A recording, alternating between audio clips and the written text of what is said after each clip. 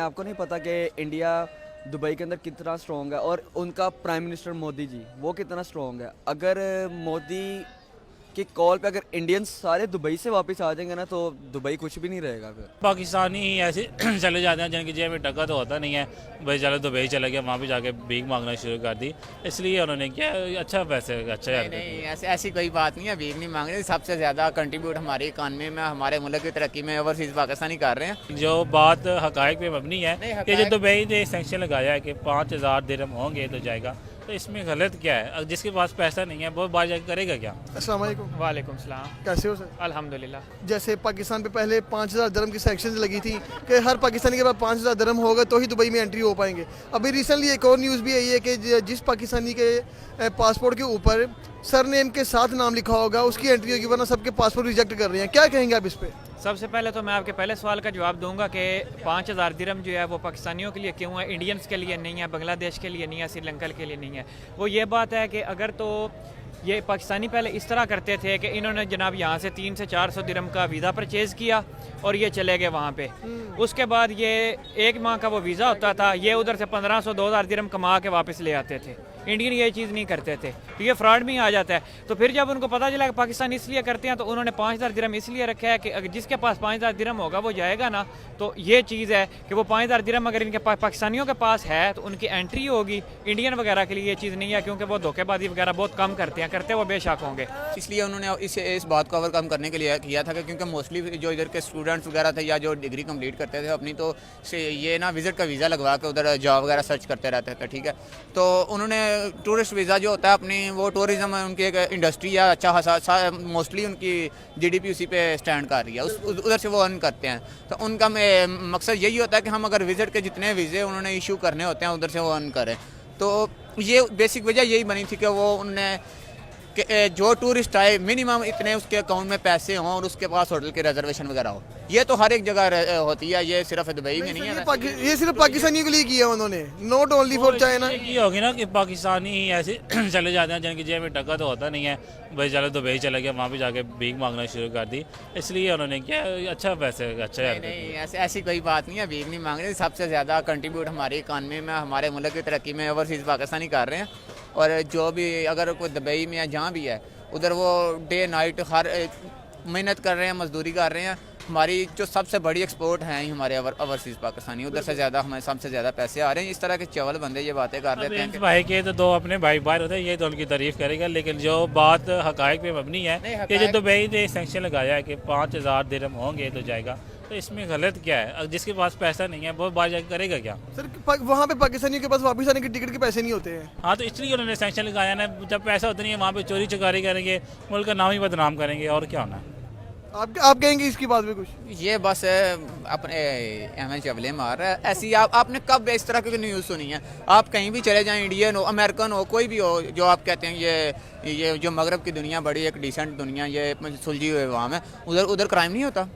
सबसे ज़्यादा उधर क्राइम होता है, सबसे ज़्यादा रेप केस उधर रिपोर्ट होते हैं, और सबसे ज़्यादा चोरियां उधर होती हैं। तो क्या मतलब, क्या वो सारी है ना, वो पैसे पैसा क्या मतलब है? पाकिस्तानी तो है कंगले, जो कंगले आता है वो तो ये बिल्कुल एक इलॉजिकल सी बात है कि अगर हमारे पास पैसा नहीं है तो अगर एक बंदा इस तरह का खुदा ना काम कर दे तो वो पूरे पाकिस्तान को वही रिप्रेजेंट कर रहा होता है। यार पता क्या, पाकिस्तानी वाम ना बाहर जाके करती है फ्रॉड, ना ही कि इंडियंस करते हैं।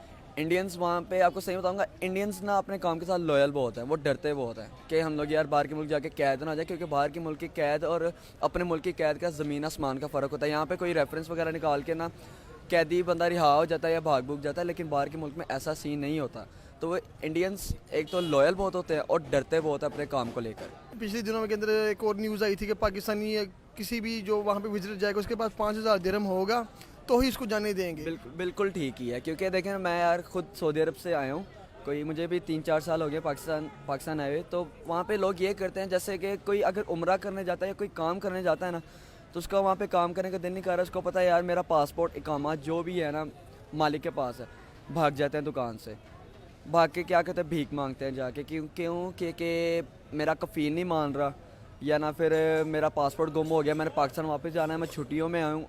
ये सीन करते हैं, ना ही कि इंडियंस वहाँ पे जाके करते हैं। इंडियंस को पता है कि यार हमारे बॉस ने हमें एक फ़्लैट अवेल किया हुआ है, हमें मंथली पे मिलती है, सैटरडे संडे टाइप की कोई छुट्टी होती है वो बस एंजॉय करते हैं और बाकी वो काम करते हैं, फ्रॉड के तौर पे वो जाते ही नहीं है। आप लगता है कुछ देखते नहीं है, आपको नहीं पता कि इंडिया दुबई के अंदर कितना स्ट्रॉन्ग है और उनका प्राइम मिनिस्टर मोदी जी वो कितना स्ट्रॉन्ग है। अगर मोदी की कॉल पे अगर इंडियंस सारे दुबई से वापस आ जाएंगे ना तो दुबई कुछ भी नहीं रहेगा फिर। अब दुबई की गवर्नमेंट ने भी इंडिया से रिक्वेस्ट की थी कि हमारे कंट्री के अंदर आप लोग आईआईटी की कोई ब्रांच कोई जगह बनाएं जहाँ पे लोग हमारे आके ऐसी नॉलेज अवेल कर सकें जो इंडियंस करते हैं। अच्छा, मेरा नाम है माज अहमद। अब मेरा सरनेम होगा मोहम्मद इलियास गोंदल, ठीक है। अब अगर मैंने वहाँ पे कोई धोखेबाजी किसी के साथ की है ना, मैं वहाँ पे ब्लैक लिस्टेड हो गया हूँ। तो जितने यहाँ पाकिस्तान के माज अहमद है ना, वो जब वहाँ अप्लाई करेंगे तो वो उनको ब्लैक लिस्ट में नाम होगा तो वो वहाँ पे नहीं जा सकेगा। ये हमारे हक में अच्छा है। ये इसलिए अच्छा है कि माज अहमद मोहम्मद इलियास गोंदल ये नहीं जा सकेगा, बाकी अगर कोई मोहम्मद माज अहमद है उसका सरनेम कोई और है तो वो जा सकेगा। ये हमारे हक में बहुत बेहतर है। तो ऐसी सैंक्शंस इंडिया पे क्यों नहीं लगाई जा रही? ऐसी सैंक्शन इंडिया पे इसलिए नहीं ना लगा सकते क्योंकि वो बहुत ज़्यादा मुखलस हैं अपनी कंट्री के साथ भी, वो अपनी कंट्री का नाम बदनाम नहीं करना चाहते। हम पाकिस्तान के अंदर ही इस तरह का सारा कुछ कर रहे हैं कि हमें कहीं पे इज़्ज़त नहीं मिलती, ना हमें कहीं पे नौकरी अच्छी मिलती है। अगर जो इंडियन जहाँ पे 20 दिरहम के अंदर कोई काम कर लेगा ना, वहाँ पाकिस्तानी 100 मांगते हैं। वो काम करते हैं, आप बुरा ना मनाइएगा, या मेरे पठान दोस्त भी होंगे पठानों वाला, जिस तरह रेट है कि 100 की चीज़ बताई 20 की दे दी। तो यार आप पहले ही वो चीज़ बताओ। इसलिए इंडियंस हमारे से बहुत ज़्यादा आगे जा रहे हैं।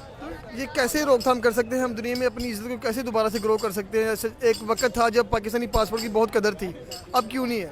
वो इसलिए नहीं है कि एक तो उस वक्त के जो हुक्मरान थे ना, उनका एक एक्स्ट्रा नेक्स्ट लेवल थे वो लोग। अब आजकल के जो हुक्मरान है वो जो भी आता है उसका ये दिल होता है कि मैं अपना पेट भरूं, उसके बाद हमारा काम चले। पहले हमारा काम चले। इधर से जनाब लंदन में फ्लैट्स बन रहे हैं, अब मैं उनका नाम नहीं लूँगा कि फिर वो काम अच्छा नहीं होता कि उनके जनाब जब पता चलता है कि वो रिटायर हुए हैं तो उसका ऑस्ट्रेलिया के अंदर जजीरा निकला है। कुछ हैं जी उन्होंने जब फलानी जगह बेल्जियम के अंदर प्लॉट्स ले लिए हैं। ये चीज़ है कि वो पाकिस्तान का सारा पैसा बाहर ले जाते हैं और इंडिया बाहर का पैसा उठा के अपने इंडिया के अंदर लेके आते हैं, इसलिए वो कामयाब है। यूरोप कंट्री के अंदर बहुत सारे ऐसे पाकिस्तानी हैं जो वहाँ पे खुद को इंडियन रिप्रेजेंट करके फिर रहे हैं। जो भी हमारा असल में स्किन कलर और वैसे भी हमारा ड्रेसिंग सेंस, क्योंकि हम ये मुगलों के दौर में या शुरू से हम इकट्ठे रहते आ रहे थे। ये तो अभी 1947 75 साल हुए हैं हमें अलग हुए, तो इससे पहले हम सेम थे। हमारा स्किन कलर, हमारा ड्रेसिंग सेंस, हमारे खाने सेम है।